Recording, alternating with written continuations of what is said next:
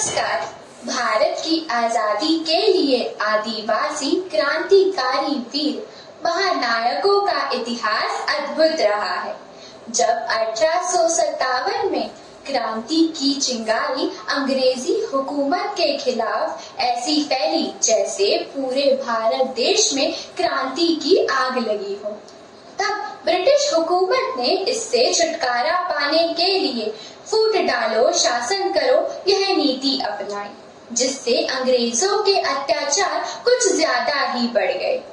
अत्याचारों और गुलामी से आजादी पाने के लिए भारत के हर वर्ग, जाति, संप्रदाय के लोग अपने अपने स्तर पर संघर्ष कर रहे थे।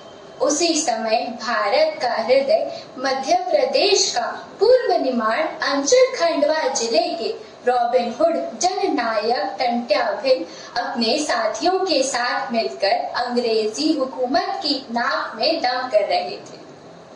वहीं दूसरी तरफ सातपुड़ा विंध्याचल भूमि पुत्र होशंगाबाद जिले के आदिवासी अंचल का एक छोटा सा सोनखेड़ी गांव का रहने वाला, जो अंग्रेजी हुकूमत और अत्याचारों से बचाने वाला, आदिवासियों की रक्षा करने वाला एवं जल, जमीन, जंगल और ब्रिटिश गुलामी के खिलाफ सह्याद्री और सातपुड़ा क्षेत्रों में आवाज उठाने वाला, जो आज इतिहास के पन्नों से कोसों दूर है, जो कहीं एक नींव का पत्थर बना हुआ है, वह है आदिवासी जनजातियों का जननायक वीर रेंगा कोरकू, जिनका जन्म भारत का हृदय मध्य प्रदेश के पूर्व निमाड़ अंचल खंडवा जिले के हरसुद तहसील सोनखेड़ी गांव में एक साधारण किसान के यहाँ 22 जुलाई सन 1845 को हुआ था। रेंगा कोरकू को गांव के लोग बड़े प्यार से रेंगा रेंगा करके भी पुकारते थे। वह बचपन से ही प्राकृतिक पूजक और समाज की निंदा उन्हें बिल्कुल भी पसंद नहीं थी। वह रेंगा बलशाली एवं वैचारिक और जैसे उनके अंदर एक अनोखी कुदरती शक्ति हो, वह क्रांतिकारी स्वभाव के थे।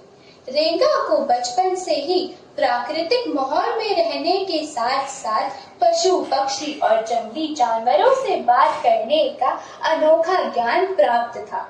इसके अलावा घुड़सवारी करना, भाला, तीर कमान और आदिवासी परंपरा, गीत, नाच, ढोल और बांसुरी बजाने का उन्हें बहुत ज्यादा शौक था। उस समय अंग्रेजों की दलाली एवं मुखबिर करने वाले कुछ भारतीय जमींदार और जागीरदार तथा अंग्रेजी हुकूमत की शोषण, अत्याचार और लूट की भट्टी में आदिवासी समाज और भारत जल रहा था।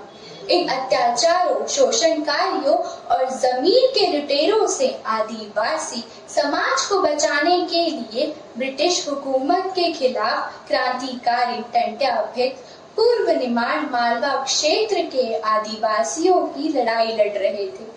दूसरी तरफ रेंगा कोरकू विंध्याचल सातपुड़ा पर्वत पठार की ओर से आदिवासियों समाज को बचाने के लिए ब्रिटिश हुकूमत के खिलाफ अपनी लड़ाई लड़ रहे थे। इसी संघर्ष के दौरान टंट्या मामा और रेंगा कोरकू की पहली मुलाकात सातपुड़ा पर्वतमाला के अंतर्गत मेल घाट के घने जंगलों में सन 1878 में हुई।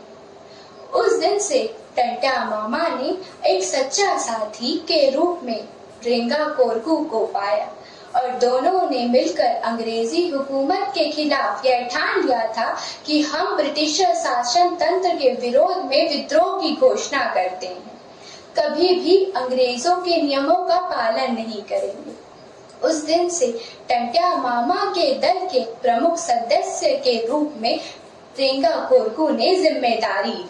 उनके संघर्ष और साहस के कारण अंग्रेजों के अधीन होलकर सरकार ने उन्हें पकड़ने के लिए 500 रुपए का इनाम रखा और बाद में यह पेशकश की गई कि वह यदि स्वयं आत्मसमर्पण करते हैं तो उनके गुनाह माफ कर दिए जाएंगे। हालांकि ऐसा कोई साक्ष्य नहीं मिलता जिससे रेंगा कोरकू ने आत्मसमर्पण किया हो।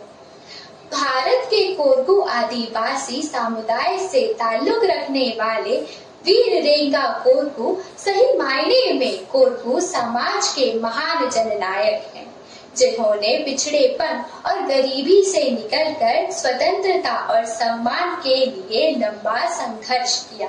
लेकिन दुखद बात यह है कि रेंगा कोरका को वह सम्मान अब तक नहीं मिल पाया जिनके वह हकदार थे। रेंगा कोरकू जैसे महान महानायकों को इस तरह भुला देना वर्तमान समाज और सरकार के कार्य प्रणाली पर काला धब्बा है। इससे पहले कि इनकी स्मृति इस पीढ़ी के जहन से लुप्त हो, आदिवासी वीर क्रांतिकारी रेंगा कोरकू को वह सम्मान प्रदान कराना हमारा परम दायित्व है, जिससे उनकी गाथा आने वाली पीढ़ी के लिए प्रेरणा स्रोत बन सके।